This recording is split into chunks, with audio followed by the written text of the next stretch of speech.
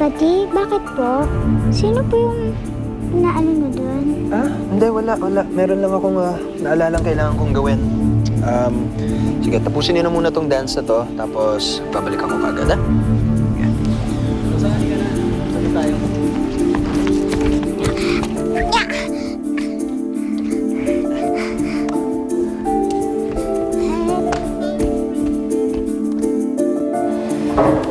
Anong ginagawa mo dito, ha? Alam mo naman, hindi tayo pwedeng makitang magkasama. Pagka ako sumabit, wala kayong makukuha ni Cinco. Relax. Relax. Gusto lang kitang makausap.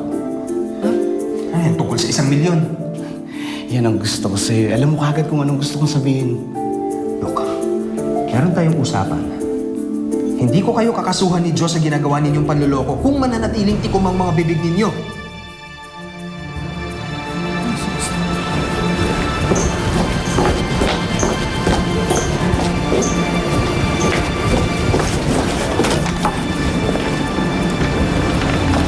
Para kay Papa di po ba yan? Oo, nakita mo ba siya?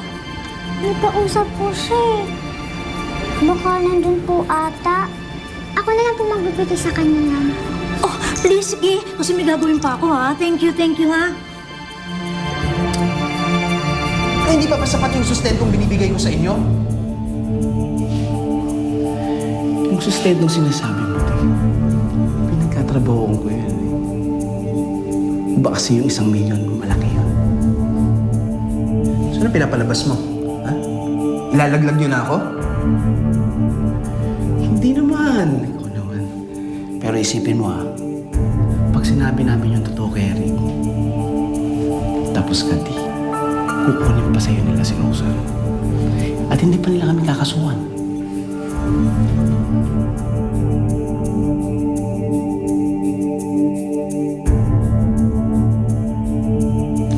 Bahala ka, Jerome. Gawin mo na kung anong gusto mo.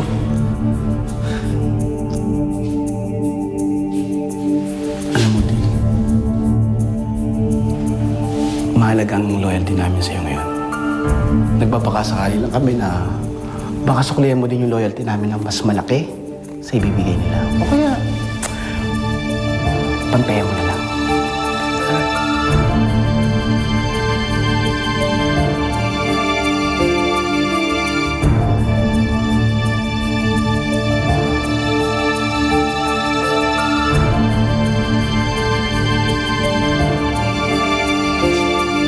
Hindi ko naman kailangan ng sagot mo. Pag-isipan mo.